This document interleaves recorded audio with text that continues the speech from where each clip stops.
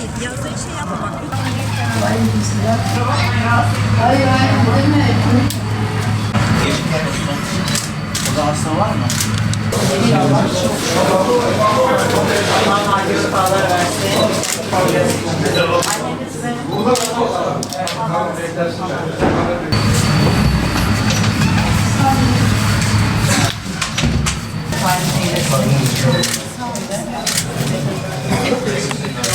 Suriyeli mi? Türkçe bilmiyorum ama. Sen biliyorsun. Sen biliyorsun. Allah yani yardımcınız olsun. Var mı bir isteğiniz? Hastaneyle ilgili olan böbrek hastası. Rabbim acil şifalar versin. Şerif versin. Şifa niyetine size de bırakalım inşallah. Allah'a emanet olun hocam. Var mı?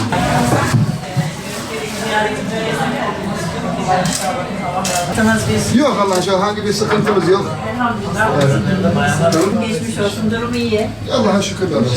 İyi olmaya çalışıyor inşallah. Çok şükür. Hazreti Ayşe'den rivayet edilmiş bir hadis-i şerif var. Şifa niyetine bırakalım inşallah. Allah razı olsun. Rabbim acil şifalar versin inşallah. Allah'a emanet olun. Selamünaleyküm. Selam, hoş geldin. Allah acil şifalar versin. Sağ olasın. Bir dava iyileşmek. Hem de varsa bir sıkıntınız, şikayetiniz, bunları dinlemek için geldim. Razı olsun. Rabbim sizlere acil şifalar versin. Hastanızın durumu inşallah iyidir.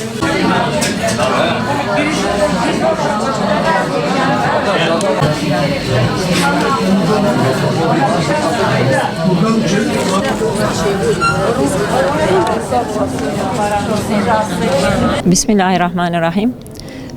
Biz Hüdapar Şanlıurfa Kadın Kolları olarak bugün Şanlıurfa Mehmet Akif İnan Eğitim ve Araştırma Hastanesi'nde hasta ve hasta yakınlarını ziyaret ettik. Bunu yapmamızdaki amaç hastanede bulunan hasta ve hasta yakınlarının psikolojik ve fizyolojik olarak uzun sürede kaldıkları dönemlerde yıpratıcı bir ruh halinin olduğunu düşünerekten böyle bir ziyaret yapma gereği hissettik.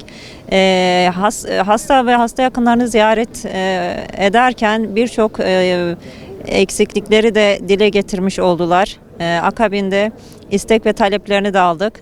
Ziyaretlerimizin sonunda başhekim Sayın Eyüp Sabri Şeyhanlı başhekimimizle de görüştük. Bu konular hakkında kendileriyle de bizatihi istişarelerde bulunduk. Kendileri gerekli açıklamalarda bulundular. Bizleri çok hoş bir şekilde karşıladılar. Biz de kendilerine bizim bugünkü yapmış olduğumuz bu ziyarette bize yapmış oldukları yardım ve kolaylıklardan ötürü kendilerine ayrıyeten çok çok teşekkür ediyoruz. Allah razı olsun. Hocam biz kadın kolları olarak böyle bir çalışma